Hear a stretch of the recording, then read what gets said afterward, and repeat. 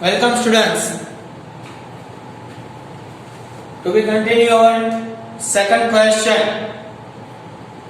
અગાઉ આપણે જોયું હતું માંગનો અર્થ આપી માંગને અસર કરતા પરિબળો જણાવો, રાઈટ?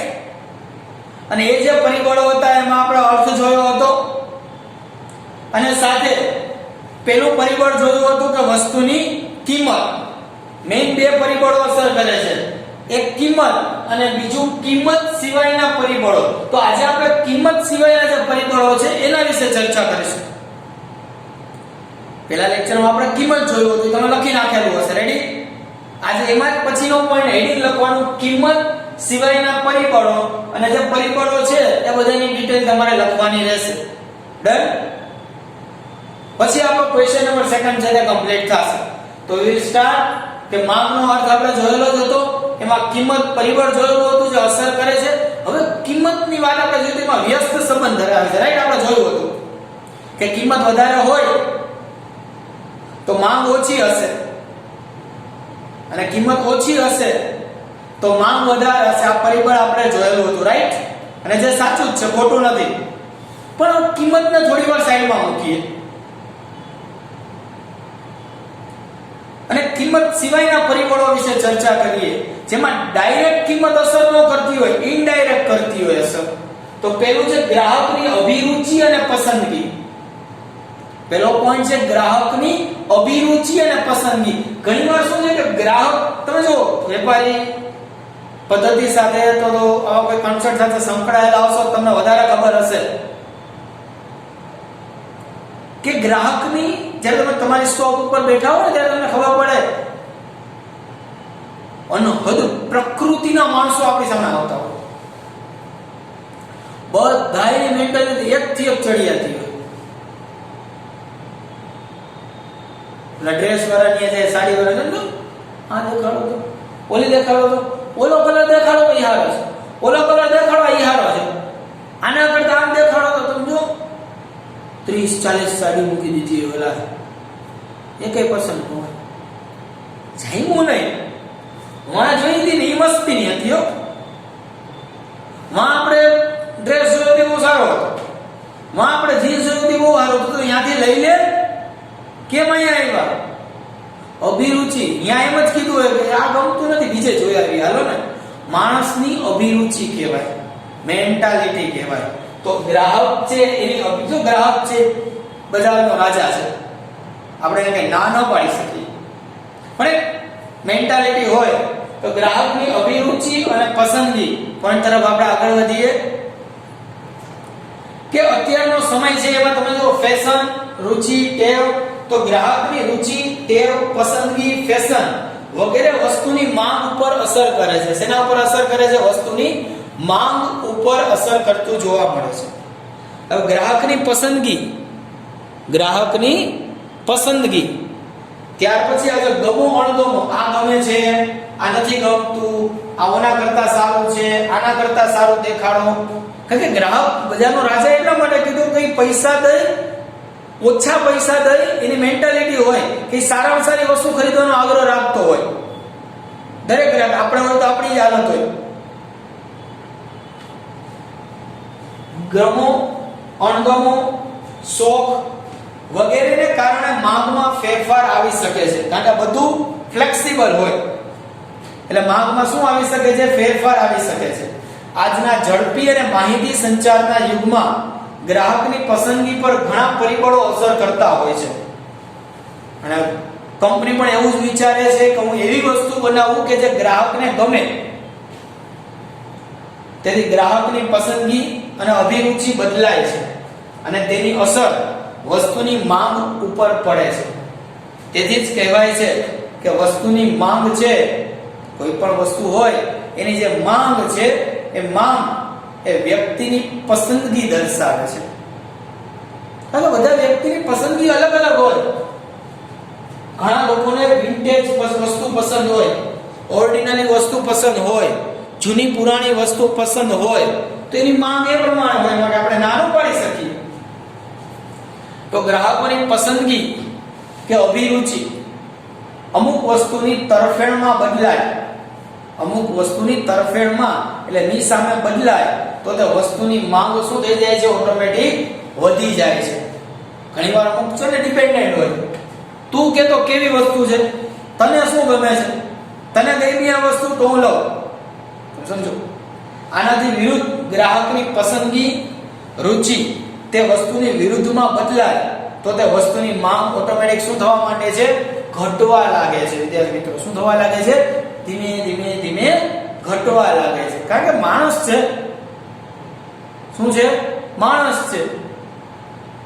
ગ્રાહક માણસ છે, સમજી લેજો. મેન્ટાલિટી ચેન્જ થઈ જાય તો તમે એને ફોર્સફુલી ન કહી શકો કે ભાઈ પહેલા તો તમને ગમતી હતી, તમે તો વર્ષોથી આ જ વસ્તુ યુઝ કરો છો, હવે કેમ નથી કરતા? Depends on mentality.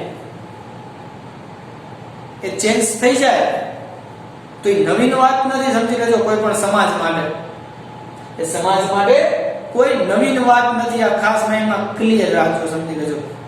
હોય તો પહેલો પોઈન્ટ આપણે જો ગ્રાહકની અભિરુચિ અને પસંદગી. બીજું છે વ્યક્તિની આવક. બહુ મહત્વનું છે, કારણ કે જેટલી આવક હશે એટલા જ એની પાસે પૈસા હશે. જેટલી આવક હશે એટલા જ એની પાસે પૈસા હશે. ડેફિનેટલી તમારી આવક વધારે હશે તો તમારી માંગ સારી હશે, તમારી આવક ઓછી હશે તો માંગ ઓછી હશે. ચોખ્ખી વાત છે. તો આવક પણ અહીં માંગને શું કરે છે? અસર કરતું પરિબળ છે. શું અસર કરતું પરિબળ છે? શું? વ્યક્તિની આવક. રેડી? સામાન્ય વધારે આવક હશે, સમજો એ વસ્તુ ખરીદવા જશે તો એક મોલની અંદર અથવા તો કોઈ પોપ્યુલર શોપ હોય, બ્રાન્ડેડ શોપ હોય, ત્યાં જ જશે વસ્તુ લેવા. એ કોઈ બીજી જગ્યાએ ફાફા મારવા નહીં જાય, કારણ કે એની આવક વધારે છે. એને શું લેવાનું છે એ ફિક્સ છે, તો એની આવક ઉપર આ વસ્તુ ડિપેન્ડન્ટ છે. તો સેકન્ડ પોઈન્ટ આપણે જોઈએ વ્યક્તિની આવક.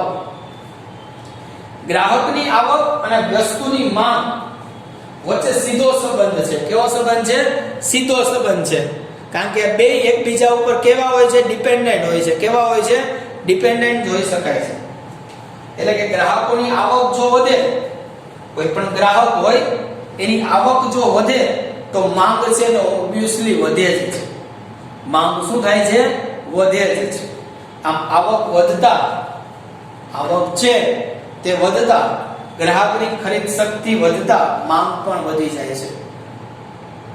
સારી સેલેરી મળતી હોય અથવા તો પોતે બિઝનેસ કરતા હોય, એમાં સારી એવી ખાસી આવક થતી હોય, તો જો આ બધી વસ્તુ એકબીજાને કનેક્ટેડ છે. શું છે? એકબીજાને કનેક્ટેડ છે. સમજી લેજો. તો ગ્રાહકની ખરીદ શક્તિ વધતા માંગ પણ શું થાય છે? અહીં વધે છે. જ્યારે વ્યક્તિની આવક છે ઘટે, આવક શું થાય? ઘટે. સમજો. તો આવક ઘટતા એની ખરીદ શક્તિ ઓટોમેટિક શું થઈ જાય છે? ઘટે છે. તેથી માંગમાં શું થઈ જાય છે? ઘટાડો થાય છે. માંગમાં શું થાય છે? અહીં ઘટાડો થતો જોવા મળે છે. રેડી? તો ફર્સ્ટ પોઈન્ટ આપણે જોયો ગ્રાહકની અભિરુચિ અને પસંદગી. સેકન્ડ પોઈન્ટ આપણે જોયો વ્યક્તિની આવક. ત્રીજો છે સંબંધિત વસ્તુની કિંમત. એમાં બે પોઈન્ટ આવશે. બસ સંબંધિત વસ્તુ કોને કહેવાય? સમજો, બહુ સમજવા જેવો પોઈન્ટ છે. આપણે આટલું પ્રેક્ટિકલ કરતા જ હોય, પણ આજે આપણે જોયું કે આપણે જે વસ્તુ કરીએ છીએ ને એ વસ્તુ આપણા ભણવામાં આવે છે. એ વસ્તુ આપણા સ્ટડીની અંદર પણ આવે છે. આજે ખબર પડી તમને. સંબંધિત વસ્તુ એટલે શું? આપણે વસ્તુ લેવા માટે ગયા, કોઈ પણ વસ્તુ જોઈ તો આપણે જોઈએ આના જેવી બીજી વસ્તુ દેખાડો, કારણ કે આ વસ્તુ નથી પોસાતી, આનો ભાવ થોડોક વધારે છે, કોઈ બીજી કંપનીની વસ્તુ દેખાડો. કઈ છે આપણે આવી વસ્તુ? શું કામ કઈ છે? શેમ્પુ લેવા માટે ગયા, પેન્ટીનનું શેમ્પુની બોટલ જોઈએ તો આના કેટલા? તો 450 રૂપિયાની આવશે. એક કામ કરો ને, head and shoulder, clinic plus, બીજા કોક દેખાડો. કાં તો આની કિંમત 450 છે, બીજાની કિંમત જો 350, 400, 300, 400 ની વચ્ચે હશે તો we will prefer it. આપણે એને પસંદ વધારે કરશું. કંપની ખાલી બે છે, શેમ્પુ તો સારા જ આવે છે બધાય, આવા પણ ગ્રાહક હોય છે બજારની અંદર. કહેવાનો મતલબ એ છે જેને શું કહેવાય, સંબંધિત વસ્તુની કિંમત. હવે એ બે પ્રકાર હોય, અવેજી વસ્તુ અને પૂરક વસ્તુ. અવેજી એટલે શું? ના બદલે ઉપયોગમાં આવતી વસ્તુ. કઈ વસ્તુ? અવેજી વસ્તુ.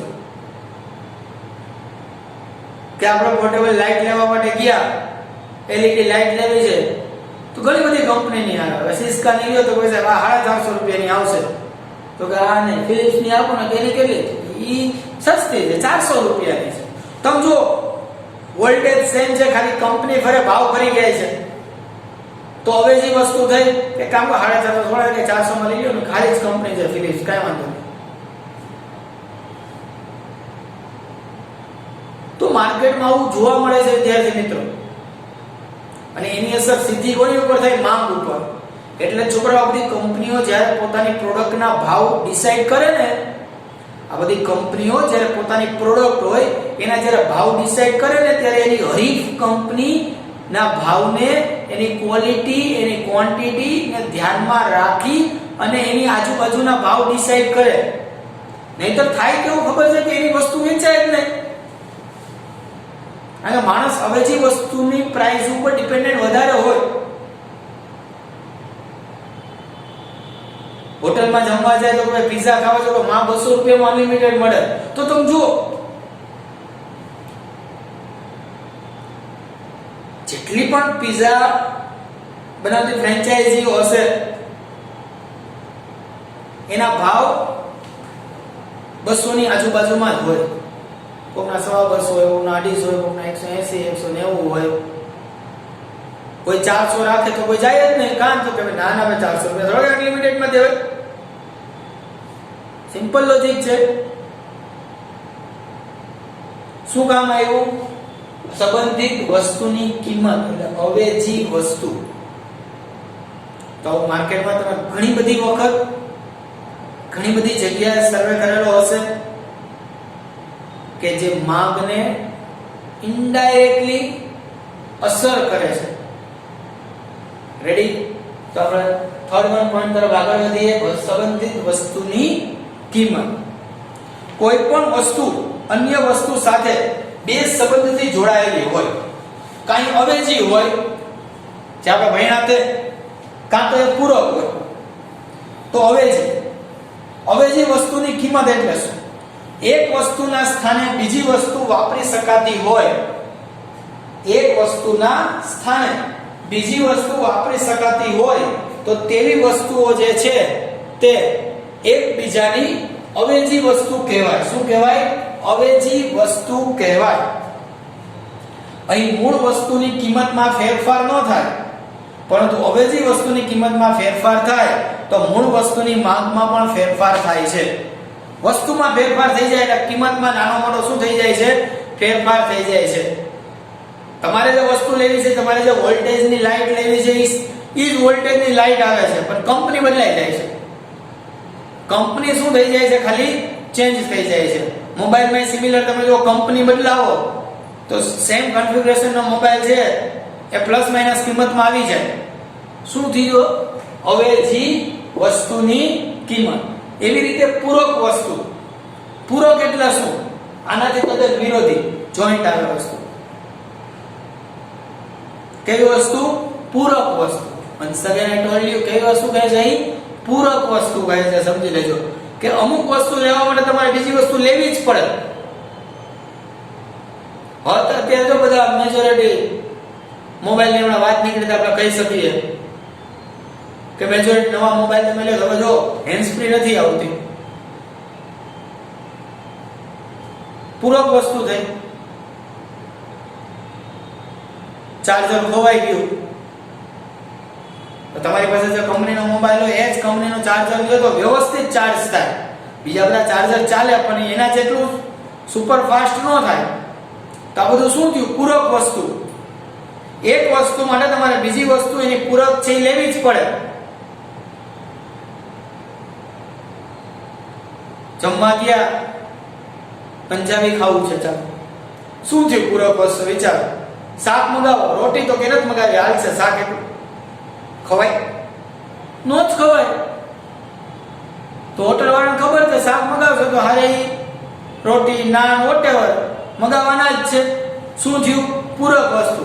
સાથે કોલ્ડ ડ્રિંક્સ તો કે મગાવવાના જ છે. શું થયું? પૂરક વસ્તુ. એમાં અવેજી નો આવે કે સાહેબ રોટલી ઘરેથી લઈ જાય તો પોસિબિલિટી જ નથી. ગમે એ મગાવો, કાંઈક તો મગાવશો, એમાં અવેજી હાલે, પણ મગાવવું તો પડશે, કાં તો કે પૂરક વસ્તુ છે.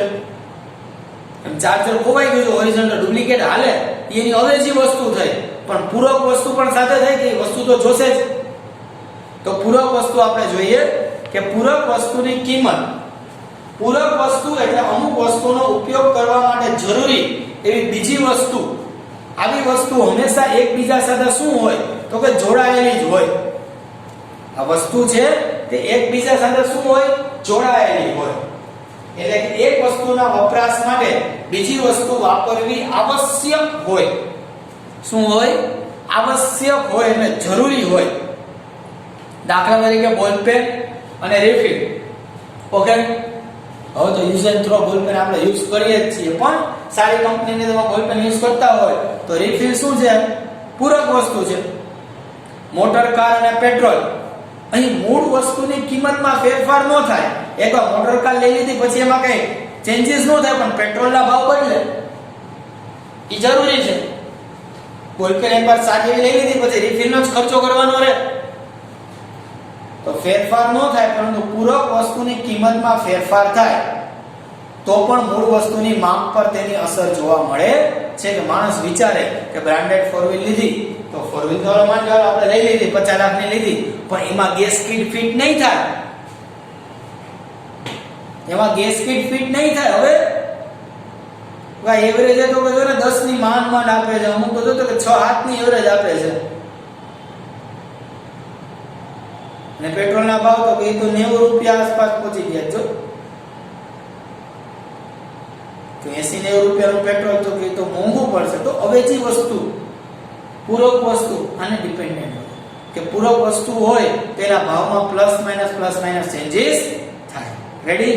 નેક્સ્ટ પોઈન્ટ ઉપર આપણે આગળ વધીએ. ભવિષ્યના ભાવોની અટકળો. બહુ સમજવા જેવો પોઈન્ટ છે. ઘણી વખત વેપારીઓ દ્વારા ઇન્ટરનલ ભાવની વધઘટ કરાતી હોય છે, જેને લીધે માંગ ઉદ્ભવે, માંગમાં નાના મોટા ચેન્જીસ આવે છે અને એકબીજાને અસર પણ એટલા જ કરે છે. સમજી લેજો કે કોરોનાની પરિસ્થિતિમાં જ્યારે શરૂઆતના દિવસો યાદ કરો, પાન ફાંકીની આપણે વાત કરી રહ્યા છીએ, એક વખત જોઈએ કે પાન ફાંકી બંધ થઈ જશે, આમ થાય. સમજો બધી વસ્તુના ભાવ કેવા વધી ગયા, માંગ વધી ગઈ, ભાવ ઓટોમેટિક વધી ગયા. કારણ કે ભવિષ્યના ભાવ વધવાના છે. હજી તો આના કરતા મોંઘી હોપારી મળશે, આના કરતા મોંઘું તમાકુ મળશે, લઈ લ્યો. ખાદ્ય ખોરાક એમાં તેલ તો સૌથી વધારે જરૂરી છે, જોશે તો અત્યારે 1300 રૂપિયાનો ડબ્બો આવે છે, પછી 1500 થઈ જશે. લઈ આવો અત્યારે 200 રૂપિયા સસ્તો મળશે. તમે જો શું છે? ભવિષ્યના ભાવોની અટકળો. આવું તો ઘણું લિસ્ટ છે કે જેમાં ભવિષ્યમાં ભાવો વધવાના છે. આવી ખાલી અફવા માર્કેટમાં આવે કે પેટ્રોલમાં 2 રૂપિયા વધવાના છે. તમે જો આગલા દિવસે લાઈનમાં બધા પેટ્રોલ ભરાવા ઉભા રહી ગયા. કારણ કે 2 રૂપિયા તો હજી કાલે વધવાના છે. અત્યારે પુરાઈને 2 રૂપિયા સસ્તું મળશે. આવું ઘણી બધી વસ્તુઓમાં, ઘણા બધા ક્રાઇટેરિયામાં થતું હોય છે, જે આપણે જોઈ શકીએ છીએ. તો ભવિષ્યના ભાવોની અટકળોને લીધે પણ માંગમાં છે તો શું થાય છે? ફેરફાર થતો જોવા મળે છે.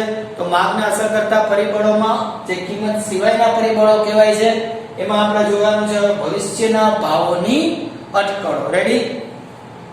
ચીજ વસ્તુઓના ભાવિ ભાવો, ભાવિ એટલે કે ભવિષ્યના ભાવો અંગેની જે અટકળો છે, અંગેની જે અટકળો છે એ વર્તમાન ચીજ વસ્તુની માંગ પર અસર કરતી હોય છે. ડાયરેક્ટ કે ઇનડાયરેક્ટ એ અસર તો કરે જ.